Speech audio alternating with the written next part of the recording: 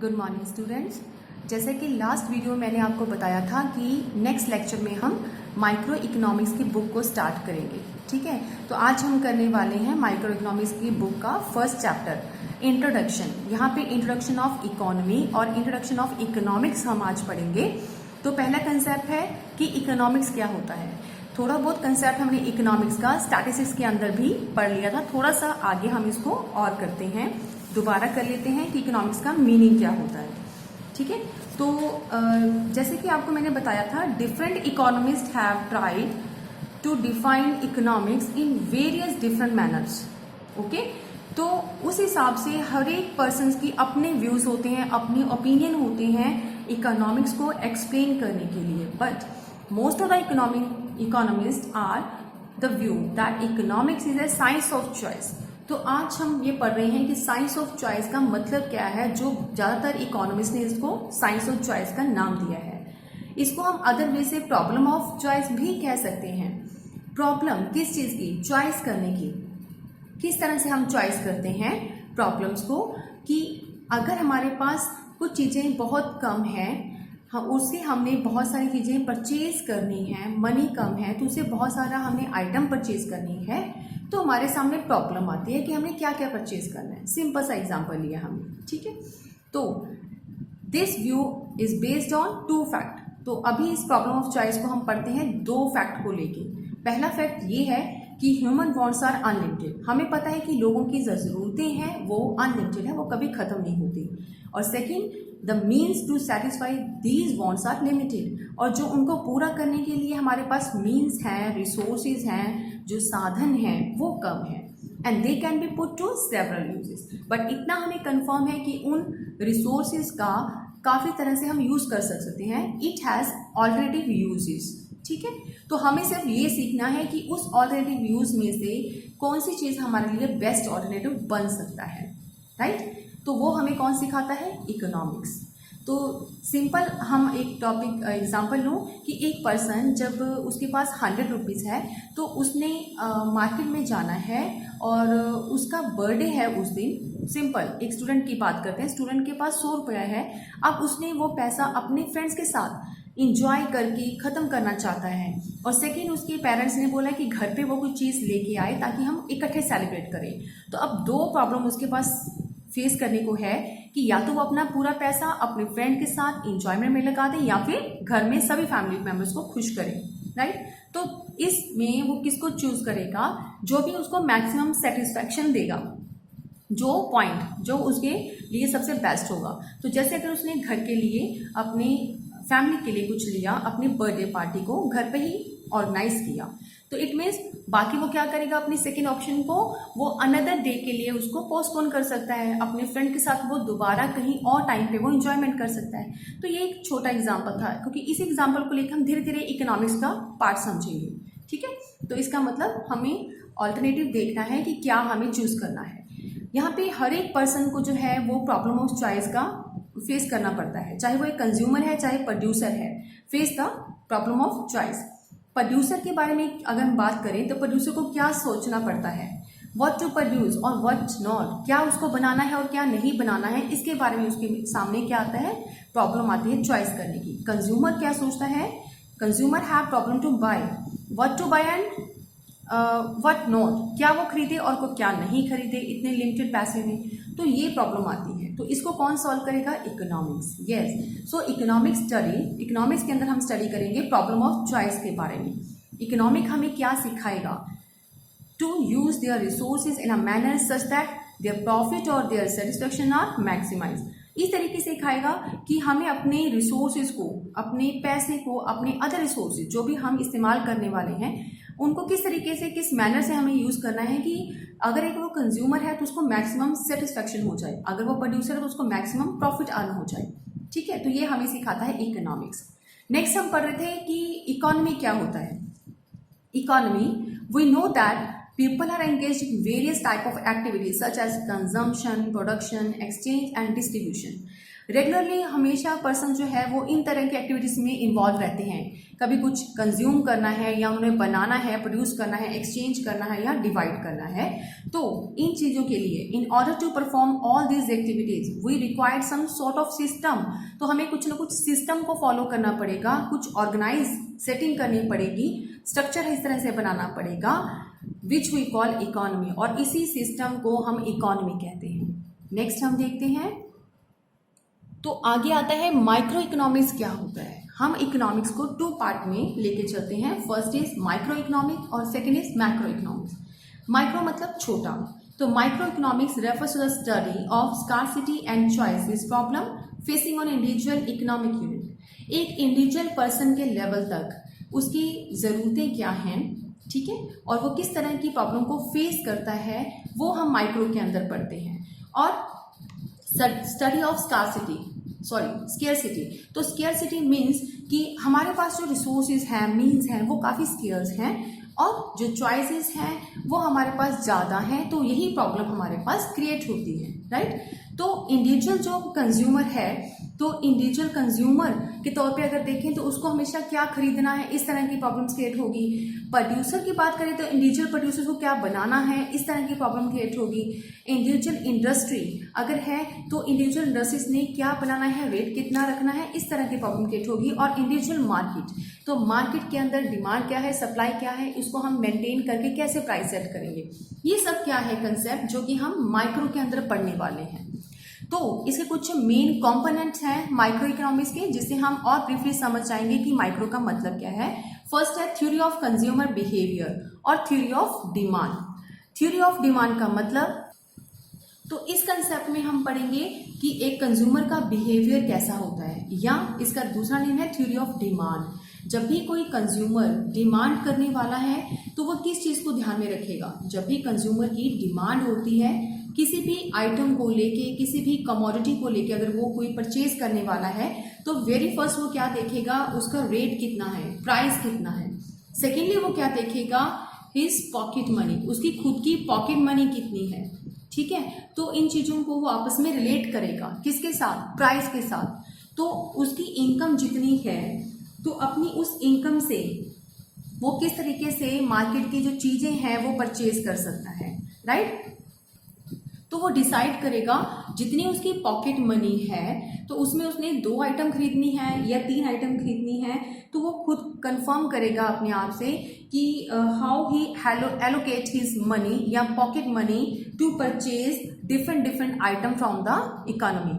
तो इकोनॉमी में उसने कौन कौन से आइटम परचेज करनी है, तो वो कैसे डिस्कस करेगा, इसको कैसे अपने आप को कंफर्म करेगा, तो वो वही आइटम खरीदेगा। इस तरह की अपने मनी को कन्वर्ट करेगा 2 आइटम के ऊपर, 3 आइटम के ऊपर, which gives him maximum satisfaction, जो कि उसको मैक्सिमम सेटिस्फैक्शन जो है वो दे सके। जैसे उसको सेटिस्फैक्शन मिल जाएगा परचेज करने के टाइम पे कि मुझे इन आइटम को खरीदना है या बाकी को रिजेक्ट करना है, तो इस तरीके से वो क्या करेगा, इंडिविजुअली अपनी मनी को स्पेंड करेगा प्राइस के ऊपर। इट मीन्स उसने चॉइस कर लिया, प्रॉब्लम उसके सामने थी but he can solve these problem according to confirm his mind that he want to purchase which item, ठीक है। तो इस तरीके से वो अपने आप को कंफर्म कर लेता है। सेकंड आता है थ्योरी ऑफ प्रोड्यूसर बिहेवियर। अब हम प्रोड्यूसर की बात करते हैं, इसको थ्योरी ऑफ डिमांड के अंदर हम रीड करेंगे, इसीलिए इसका नाम है थ्योरी ऑफ डिमांड। सेकंड आता है प्रोड्यूसर का बिहेवियर क्या होता है जब उसने चीज को बेचना है, इसको हम थ्योरी ऑफ सप्लाई के अंदर पढ़ेंगे। तो एक प्रोड्यूसर की अगर हम बात करें तो वो चीज़ों को बेचना चाहता है, सेल करना चाहता है किस पॉइंट के ऊपर, जब उसको लगता है कि प्रॉफिट उसको मैक्सिमम मिले, प्रॉफिट मैक्सिमाइजेशन करना चाहता है वो हमेशा, ठीक है।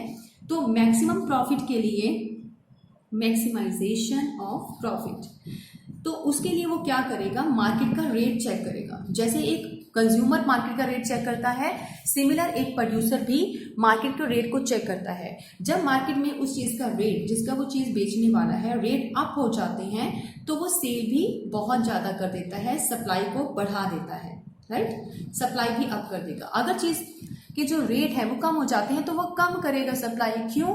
क्योंकि उसको प्रॉफिट मैक्सिमाइजेशन नहीं होता। अगर प्रॉफिट बढ़ जाएगा तभी उसको सेटिस्फेक्शन होता है। ठीक है, तो ये हम पढ़ेंगे थ्योरी ऑफ सप्लाई के अंदर। तीसरा कंपोनेंट एक इंडिविजुअल का हम लेके चलते हैं, theory of price. Theory of price हमें क्या बताता है? इसमें हम पढ़ते हैं कि how prices of goods are determined in the market. Market के अंदर अगर हम गुड्स की बात करें तो गुड्स का जो रेट है वो कैसे डिटरमाइन किया जाता है, कैसे डिसाइड किया जाता है? Determined, price determined in the market. तो मार्केट में डिसाइड करने के लिए हमारे पास दो पॉइंट होते हैं, एक होता है सप्लाई, एक होता है हमारे पास डिमांड। डिमांड कितनी हो रही है, सप्लाई हम कितना कर रहे हैं। जब ये दोनों पॉइंट इक्वल टू आते हैं तब हमारा क्या होता है, प्राइस डिटरमाइन होता है। और इस चीज को पढ़ेंगे हम थ्योरी ऑफ प्राइस को जब हम प्राइस का चैप्टर रीड करेंगे। लास्ट चैप्टर्स हमारे आते हैं कि जिसमें price determination in the market, उस चैप्टर के अंदर हम इसको अच्छे से रीड करेंगे। ये हो गया माइक्रो इकोनॉमिक्स। मैक्रो इकोनॉमिक्स के अंदर हम क्या पढ़ते हैं? मैक्रो का मतलब क्या होता है? मैक्रो का मतलब होता है लार्ज। तो large means economy as a whole, जिसमें हम पूरी इकोनॉमी को लेके चलते हैं। It is the study of aggregate, जिसमें हम एग्रीगेट लेते हैं। Aggregate means total. तो टोटल क्या? पूरी इकोनॉमी में जो भी चीजें बन रही हैं, जो भी चीजें लोग खरीद रहे हैं, उनको टोटल करना है। और average covering the entire economy, जिसमें हम ऐसे एवरेज निकालें कि पूरी इकोनॉमी को हम कवर कर सकें। फॉर एग्जाम्पल, टोटल एम्प्लॉयमेंट कितना है, नेशनल इनकम कितना है हमारी इकोनॉमी का, टोटल इन्वेस्टमेंट कितनी हो रही है, टोटल कंजम्पशन कितना हो रहा है। इसके अलावा एग्रीगेट डिमांड कितनी है इकोनॉमी के अंदर, एग्रीगेट सप्लाई कितनी है। एग्रीगेट मीन्स हम माइक्रो के अंदर तो सिर्फ डिमांड पढ़ेंगे कि एक इंडिविजुअल पर्सन जो है वो किस चीज की डिमांड करता है और कितनी डिमांड करेगा रेट को देख के, या एक प्रोड्यूसर कितनी सप्लाई करेगा रेट को देख के। लेकिन मैक्रो के अंदर हम एग्रीगेट लेके चलेंगे। एक इंडिविजुअल पर्सन ने कितनी डिमांड या सप्लाई की बात कर रहे हैं, उसको लेवल को छोड़ के हम इकोनॉमी एज अ होल देखेंगे। ठीक है, तो ये सारे कंसेप्ट हम मैक्रो इकोनॉमिक्स की बुक में रीड करेंगे जब आपका पार्ट +2 के अंदर आप पार्ट 2 पे जाओगे। तो इसके वाइटल कंपोनेंट्स क्या हैं मैक्रो इकोनॉमिक्स के? इसके अंदर हम क्या पढ़ते हैं, theory related to the equilibrium in the economy, कि हमारी इकोनॉमी के अंदर इक्विलिब्रियम कब होता है। इक्विलिब्रियम का मतलब कि हमें सिर्फ ये बताना है कि इकोनॉमी जो है वो इक्विलिब्रियम में, बैलेंस में कब होती है। बैलेंस में तभी होती है जब एग्रीगेट सप्लाई एग्रीगेट डिमांड के इक्वल टू होती है। तो उसमें हम बिहेवियर ऑफ एग्रीगेट सप्लाई पूरा रीड करेंगे और एग्रीगेट डिमांड को पूरा पढ़ेंगे। तो जहां पे इकोनॉमी हमारी यहाँ पे बराबर हो जाती है, यानी कि कोई अप डाउन नहीं है, कोई प्राइसेस को डिक्लाइन या अप नहीं करना पड़ता, ऐसी इकोनॉमी को हम इक्विलिब्रियम पढ़ते हैं। ठीक है, नेक्स्ट आता है मैक्रो के अंदर जो हम रीड करेंगे, theory related to the disequilibrium in the economy. अगर डिसइक्विलिब्रियम क्रिएट हो जाए, डिसइक्विलिब्रियम कब होता है? जब हमारा सप्लाई ज्यादा है, स्टॉक ज्यादा है, लेकिन डिमांड ही नहीं कर रहे लोग, या तो ये डिसइक्विलिब्रियम क्रिएट करता है, या फिर डिमांड बहुत ज्यादा है और उस केस में सप्लाई नहीं है, उतना हम स्टॉक बना के अपने कस्टमर्स को दे ही नहीं पा रहे हैं। तो ये दो कंडीशन हमारे डिसइक्विलिब्रियम की है और इनको कैसे हम सॉल्व करके इक्विलिब्रियम पे लेके आएंगे, ये भी एक चैप्टर है हमारा मैक्रो इकोनॉमिक्स में जो आपको इस साल नहीं रीड करना। Theory related to the corrections of disequilibrium in the economy. अब बात आती है कि ये जो डिसइक्विलिब्रियम क्रिएट हो गया उसको हम सॉल्व कैसे करेंगे। इसका ये कंसेप्ट, बहुत इंपॉर्टेंट कंसेप्ट हम पढ़ेंगे +2 में, जो कि हमारी मैक्रो की बुक होगी, फिस्कल पॉलिसीज। तो गवर्नमेंट को ही कुछ ना कुछ आगे आना पड़ता है, गवर्नमेंट को ही कुछ ना कुछ पॉलिसीज जो है वो ड्रॉ करनी पड़ती है। तो यहाँ पे एक आती है फिस्कल पॉलिसी, एक आती है मॉनेटरी पॉलिसी। तो इन पॉलिसीज को अप्लाई करके वो ऑटोमेटिकली डिमांड और सप्लाई को इक्विलिब्रियम में लेके आता है। तो या फिर balance of payment, foreign exchange, ये सारे पार्ट जो हम पढ़ेंगे मैक्रो के अंदर। अभी इसका जिक्र हमने ज्यादा डिटेल में नहीं करना। यहाँ पे कंसेप्ट खत्म होता है हमारा माइक्रो इकोनॉमिक्स क्या है और मैक्रो इकोनॉमिक्स क्या है। इसके बाद हम पढ़ते हैं कि पॉजिटिव और नॉर्मेटिव इकोनॉमिक्स का क्या मतलब है। It is a very important topic of this chapter. ठीक है, तो पॉजिटिव और नॉर्मेटिव पे जाने से पहले सिंपल मैं आपको बताती हूँ पॉजिटिव का मतलब, हम पॉजिटिव थिंकिंग लेते हैं, राइट। तो पॉजिटिव मीन्स हम इकोनॉमिक्स के लैंग्वेज में पॉजिटिव किसको बोलते हैं कि जो चीज हमें एक्चुअल में नजर आ रही है दैट इज पॉजिटिव, और नॉर्मेटिव मीन्स जो हम करना चाहते हैं दैट इज नॉर्मेटिव। तो बहुत सारे इकोनॉमिस्ट जो होते हैं वो पॉजिटिव इकोनॉमी के अंदर पॉजिटिव अपने व्यूज बताते हैं, लेकिन जो नॉर्मेटिव इकोनॉमी को फॉलो करते हैं ऐसे इकोनॉमिस्ट नॉर्मेटिव के बेस के ऊपर अपने कुछ ओपिनियंस, अपने कुछ व्यूज बताते हैं। अब इसका मतलब क्या है? Positive economics are those statements which are concerned with what is, what was and what will be under the given statement of circumstances। जैसे भी सर्कमस्टांसेस हमारी इकोनॉमी में चल रहे थे, चल रहे हैं या चलेंगे, उसके बिहाफ के ऊपर जो भी फैक्ट्स एंड फिगर है वो हमें पॉजिटिव इकोनॉमिक्स के अंदर देखने को मिलते हैं, right. These statements don't pass any value judgement. यहाँ पे कोई भी वैल्यू जजमेंट नहीं कर सकता। इस पॉइंट को मैं नेक्स्ट आगे जाके आपको अच्छे से डिफाइन करती हूँ। The alien fact about the universe in which we live. Alien का मतलब होता है कि ये कुछ ऐसे फैक्ट हैं, पक्के फैक्ट्स, ठीक है, जो कि यूनिवर्स का एक पार्ट है जहां पे हम रहते हैं, यानी कि जो फाइनल है, जो चेंजेबल नहीं होते, जो जैसे हैं वैसे ही हमें दिख रहे हैं, वैसे ही हमें दिखाए जा रहे हैं, उसको बोलते हैं दे एलिन फैक्ट, ठीक है। कौन से पर्सन एलिन फैक्ट दिखाते हैं? जो पॉजिटिव इकोनॉमिक्स को फॉलो करते हैं, राइट। जैसे कि एग्जांपल लेती हूं मैं, fact 1, on the eve of independence poverty in India affected larger percentage of population than now. अगर मैं बात करूं कि आज से पहले जब हम इंडिपेंडेंस के टाइम की बात कर रहे हैं तो जो पॉपुलेशन का परसेंटेज था वो काफ़ी हाई था। किस चीज़ की पॉपुलेशन का परसेंटेज? पॉवर्टी की। पॉवर्टी जो थी उस टाइम ज़्यादा थी आज की डेट के मुकाबले। ये तो हो गया पास्ट, मैंने कोई एक अपना फैक्ट बताया है पिछले अपने रिकॉर्ड्स को चेकआउट करते हुए। नेक्स्ट जो है मैं लिख रही हूँ 22% of population in India is absolutely poor.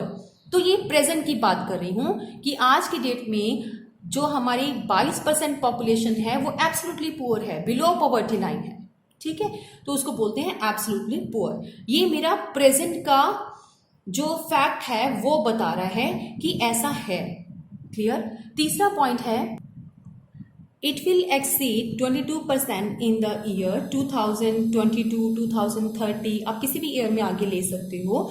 तो ये मैं किसकी बात कर रही हूँ? फ्यूचर की। यानी कि मैंने 3 फैक्ट्स लिए हैं जो पॉपुलेशन, सेंसस ऑफ पॉपुलेशन से जुड़े हुए हैं या पॉवर्टी से जुड़े हुए हैं। तो उसके अंदर मुझे क्या देखने में मिल रहा है? जो फैक्ट फर्स्ट है पास्ट का कि ऐसे पॉवर्टी थी तो वो थी, इट मीन्स जैसा था वैसा ही हम पॉजिटिव इकोनॉमिस्ट हमें बताते हैं। और आज की डेट में क्या चल रहा है ये भी एक रियल फैक्ट है, लेकिन आने वाले टाइम में भी 22% जो उससे भी ज़्यादा एक्सीड कर जाएगी, तो वो भी एक रियल फैक्ट है। क्यों? क्योंकि जैसे हमारी जिस स्पीड से पॉपुलेशन बढ़ रही है तो उसके हिसाब से अगर पॉजिटिव इकोनॉमिस्ट हमें ये बताते हैं कि आने वाले टाइम में इससे भी एक्सीड कर जाएगी, तो ये भी एक रियल फैक्ट ही है, ठीक है। तो इसको बोलते हैं पॉजिटिव, जो कि आप रियलिटी फैक्ट वगैरह बताते हो। नॉर्मेटिव इकोनॉमिक्स के अकॉर्डिंगली नॉर्मेटिव इकोनॉमिक्स क्या होती है? It is economics of what ought to be. यहाँ पे जो इकोनॉमिक्स की बात करते हैं उसमें कुछ ऐसे हमारे पास इकोनॉमिस्ट बैठे हैं जो कि क्या होना चाहिए, व्हाट शुड बी, इस चीज़ के ऊपर फोकस करते हैं, बजाय इस चीज़ के कि क्या चल रहा है, व्हाट शुड बी, कि अगर गरीबी है तो वो क्यों है, उसको क्या करना चाहिए, सॉर्ट आउट करना चाहिए इस प्रॉब्लम को। तो नॉर्मेटिव इकोनॉमिस्ट के अंदर यहाँ पे क्या होना चाहिए इस चीज़ के ऊपर फोकस किया जाता है, ना कि इस चीज़ के ऊपर कि क्या चल रहा है। इट डील्स विद ओपिनियंस, यहाँ पे सिर्फ ओपिनियंस को लेके चलते हैं। Opinions the economist related to the economic problem, कि इकोनॉमिक प्रॉब्लम जो चल रही है उसके ऊपर ही मेन फोकस किया जाए। इकोनॉमिक प्रॉब्लम मतलब कि अनएम्प्लॉयमेंट चल रही है, ठीक है। एक इकोनॉमिस्ट हमारा था पॉजिटिव इकोनॉमी को मानने वाला, तो उसने बताया कि हमारी इतनी अनएम्प्लॉयमेंट हमारी इकोनॉमी के अंदर है। तो नॉर्मेटिव के अंदर जो है वो सिर्फ इस चीज़ को, फैक्ट को जो है एज इट इज़ नहीं छोड़ते, एज इट इज़ जो है इस फैक्ट को नहीं लिया जाता। किसके अंदर? नॉर्मेटिव इकोनॉमिक्स के अंदर। तो नॉर्मेटिव जो है इकोनॉमिस्ट वो क्या बताते हैं? वो ये कहते हैं कि अनएम्प्लॉयमेंट कम होना चाहिए, तो अनएम्प्लॉयमेंट हमारी लेस होनी चाहिए, लो होनी चाहिए, जो कि इतनी ज़्यादा अनएम्प्लॉयमेंट है, ठीक है। तो ये था हमारा डिफरेंस किस चीज़ में? नॉर्मेटिव और पॉजिटिव में। अगर एक एग्जांपल हम लें तो नॉर्मेटिव में हम क्या ले सकते हैं कि जैसे हम बात करें कि अनएम्प्लॉयमेंट को लेके कुछ एम्प्लॉयमेंट के लिए कुछ स्कीम चलाई थी गवर्नमेंट ने। जैसे कि एक नेम ले लेते हैं हम, मेरेगा। ठीक है, तो जो मेरेगा था, NREGA, इसके अंदर क्या था? इसके अंदर एक इकोनॉमिस्ट की ओपिनियन है कि ये जो हमने स्कीम जो है गवर्नमेंट ने लॉन्च करी है, it will one day bring an end of the problem of unemployment. तो इसका एंड हो जाएगा one day, end of the unemployment. तो यहाँ पे ये जस्ट एक क्या है, ओपिनियन है, एक सुजेशन है, किसका? एक इकोनॉमिस्ट का। ठीक है, लेकिन क्या रियलिटी के अंदर ये चीज पॉसिबल होगी? यहाँ पे जस्ट हम जजमेंट कर सकते हैं, ओपिनियन कर सकते हैं, अपने सुजेशंस दे सकते हैं। सिर्फ नॉर्मेटिव इकोनॉमी के अंदर हमारे पास सिर्फ जजमेंट्स है, बट रियल फैक्ट नहीं है कि ऐसा होगा ही। ठीक है, तो ये एग्जांपल लिया हमने नॉर्मेटिव इकोनॉमिक्स का। इसको और ब्रीफली समझते हैं इन दोनों के डिफरेंस को लेके। यस, तो एक टॉपिक और कर रहे हैं हम, पॉजिटिव इकोनॉमिक्स और नॉर्मेटिव इकोनॉमिक्स में क्या डिफरेंस है। तो पॉजिटिव इकोनॉमिक्स का मतलब क्या है? सबसे फर्स्ट हम पॉइंट लेते हैं, it deals with the things as they are. Positive economics उसको कहते हैं जो चीजें जैसी हैं वैसे ही हमें नजर आती हैं। जैसे कि हमने एग्जांपल लिया था कि पॉपुलेशन पहले ज्यादा थी, उसके बाद अब जितने परसेंटेज चल रही है पॉपुलेशन का, पॉवर्टी का, हमने वो रखा, और उसके बाद हम प्रेजेंट से फ्यूचर की बात कर रहे हैं कि कम भी हो सकता है। तो ये जैसा है वैसा ही हमें नजर आएगा, इसमें कोई चेंज नहीं है। It deals with the things as they ought to be. अब हम बात करते हैं नॉर्मेटिव इकोनॉमिक्स की, तो वो क्या कहते हैं कि पॉवर्टी जो है वो ज्यादा है इकोनॉमी के अंदर, पॉपुलेशन क्या है वो ज्यादा है, लेकिन क्या ये ऐसा ही होना चाहिए? नहीं। तो इसमें कुछ चेंजेस होने चाहिए, इसके कोई मेजरमेंट करने, हमें कुछ टूल्स करने चाहिए, मेजर्स करने चाहिए, कुछ रेमेडीज यहाँ पे करना चाहिए ताकि इकोनॉमी में सुधार आ सके, पॉवर्टी कम हो सके, इस प्रॉब्लम से हम कॉप अप हो सके। ठीक है, तो वो सब क्या है? सब इकोनॉमिस्ट के अपने अपनी ओपिनियंस है कि ये स्कीम चला दो, वो स्कीम चला दो, तो इट शुड बी रिमूव्ड। तो व्हाट ऑट टू बी, क्या होना चाहिए, ये चीज हमें नॉर्मेटिव इकोनॉमिस्ट बताते हैं। नेक्स्ट आता है difference, it is based upon real fact. ये रियल फैक्ट के ऊपर ही डिपेंडेंट है। ठीक है, तो रियल फैक्ट का मतलब क्या होता है कि जो हम रियलिटी के ऊपर चलते हैं, चाहे कोई भी इसको चेकआउट कर दे तो वो हमारा रियलिटी ही बनेगा, तो चेक करने के बाद भी। तो it is based on the real fact. हमने इसमें कुछ भी डाटा बीच में एक्स्ट्रा ऐड नहीं किया, जो रियल है उन्हीं फिगर्स और फैक्ट्स को हम यहाँ पे लेके आते हैं। It is based upon individual opinion. यहाँ पे सिर्फ एक इंडिविजुअल पर्सन की राय हो सकती है, ओपिनियन हो सकती है किसी स्पेशल डाटा को लेके, किसी स्पेशल फैक्ट को लेके, एंड देयरफॉर इट इज सुजेस्टिव। और यहाँ पे सिर्फ वो अपने सुझाव दे सकता है, अपनी राय बता सकता है उस फैक्ट के regarding. It can be verified with the actual data. अब यहाँ पे हम एक्चुअल डाटा के साथ वेरीफाई कर सकते हैं। वेरीफाई मीन्स फॉर एग्जाम्पल, जैसे कि बुक में दे रखा है कि अगर एक पर्सन ने आके हमें बोला कि चाइना की जो पॉपुलेशन है, ठीक है, और हमारे इंडिया की पॉपुलेशन है, इन दोनों में उसने कंपेयर करके हमें बताया कि जो इंडिया की पॉपुलेशन है, population of India is more than the population of China, तो वो ये कह रहा है कि इंडिया की पॉपुलेशन ज्यादा है चाइना से। तो इसको तो हम वेरीफाई कर सकते हैं, उसकी इस स्टेटमेंट को हमने वेरीफाई किया तो हमें जजमेंट होगी कि that person is not right, तो वो पर्सन रॉन्ग है। ठीक है, ये स्टेटमेंट रॉन्ग है, तो we can verify each and every statement, we can verify it.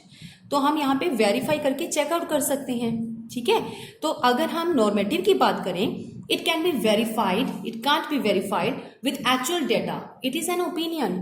तो यहाँ पे जब हम बात करते हैं तो यहाँ पे कुछ भी हम जजमेंट नहीं कर सकते, कुछ भी वेरीफाई नहीं कर सकते, क्योंकि हमारे पास एक्चुअल फैक्ट्स नहीं है। यहाँ पे सिर्फ हम उस फैक्ट्स के ऊपर अपनी एक ओपिनियन देते हैं, अपनी राय दे सकते हैं। हम यहाँ पे ये भी बात कर सकते हैं कि कुछ इकोनॉमिस्ट कहेंगे कि हाँ हो सकता है अब इंडिया की पॉपुलेशन जो है वो ज़्यादा हो गई हो चाइना से, और दूसरा इकोनॉमिस्ट ये कहता है कि नहीं नहीं मुझे लगता है कि ये अभी कम ही है। तो ये डिफरेंट इकोनॉमिस्ट क्या है, अपनी सिर्फ राय बता सकते हैं। ठीक है, यहाँ पे बात होती है, नेक्स्ट है, अच्छा एक एग्जांपल हम सिंपल लेके चलते हैं कि जैसे अब किसी ने बोला, आज मैं बोल दूं कि मेरा आज बर्थडे है, तो ये रियल फैक्ट है कि मेरा आज बर्थडे है, एनीबडी कैन वेरीफाई ठीक है, इट कि मेरा आज बर्थडे है। पर अगर कुछ और अगर हम नॉर्मेटिव की बात करें तो यहाँ पे बहुत सारे इकोनॉमिस्ट कहेंगे कि नहीं नहीं, इसका बर्थडे तो इस मंथ में नहीं आ रहा है, या इस बर्थडे जो है वो हो भी सकता है और नहीं भी हो सकता है। वो जस्ट अपने क्या देंगे, इसमें राय देंगे, क्योंकि वो वेरीफाई नहीं कर सकते हैं, उन चीज़ों को वेरीफाई नहीं किया जाता जो कि हमारे बिना डाटा के हैं। यहाँ पे हमारे पास डाटा कलेक्ट होता है। It doesn't give any value judgement. यहाँ पे पॉइंट है कि पॉजिटिव इकोनॉमिस्ट जो होते हैं, it doesn't give any value judgement. यहाँ पे वैल्यू जजमेंट नहीं हो सकता। इट मीन्स तो जजमेंट हम कैसे करते हैं, नॉर्मेटिव में हम जजमेंट को नहीं लेके जाते, वैल्यू जजमेंट नहीं होता, क्योंकि वो रियल फैक्ट होते हैं। जैसे अगर हम कहें कि कल मैच है इंडिया पाकिस्तान का, तो वो रियलिटी में है, जो डेट फिक्स हो चुकी है वो मैच है। और दोनों में से अगर हम ये बोलें कि कौन जीतेगा, तो इन दोनों का हमारे पास वैल्यू जजमेंट हम नहीं कर सकते। लेकिन यहाँ पे जो है it gives value judgement, they are always a matter of debate. तो यहाँ पे डिबेट पॉसिबल हो सकता है। ठीक है, कैसे पॉसिबल हो सकता है कि अगर मैं बोलूँ कि दोनों के बीच में मैच है तो वो कौन जीतेगा, तो इसके लिए हम जजमेंट कर सकते हैं कि अपने अपनी ओपिनियन दे के, अपने अपने डिबेट के अकॉर्डिंगली जो है वो चीज़ के ऊपर बहस हो सकती है। It is neutral between ends. यहाँ पे जो है एंड रिजल्ट निकल जाता है न्यूट्रल। न्यूट्रल मीन्स होता है कि हर एक वाद विवाद से बिल्कुल ऊपर होता है हमारा फैक्ट। जब भी हम बात करते हैं पॉजिटिव इकोनॉमिक्स की, तो जितने भी फैक्ट्स हमारे पास मौजूद होते हैं वो सारे के सारे रियल ही होते हैं। ठीक है, उसमें कोई बहस नहीं है। बट यहाँ पे इन फैक्ट्स के ऊपर बहस करने वाले बहुत से इकोनॉमिस्ट होते हैं, अपने सुझाव देने वाले बहुत से इकोनॉमिस्ट होते हैं। ठीक है, तो इसीलिए हम मान के चलते हैं कि पॉजिटिव जो है बेसिकली किसके ऊपर बेस्ड होता है, जो कि रियल है। और जो नॉर्मेटिव होता है वो किसको फोकस करता है मेनली, वो जस्ट ओपिनियंस है इकोनॉमिस्ट की कि इस तरह से हो सकता है, इस तरह से हो जाना चाहिए। ठीक है, तो इन चीज़ों की तरफ ध्यान देता है। ठीक है, तो आज का टॉपिक बेटे हमारा यहीं पे हम खत्म करते हैं। यहाँ तक आप इसको अच्छे से रीड करोगे पॉजिटिव एंड नॉर्मेटिव का। अगर फिर भी कोई डाउट आ रहा है आपको तो यू कैन कॉल मी, और otherwise you can send message to WhatsApp. Okay.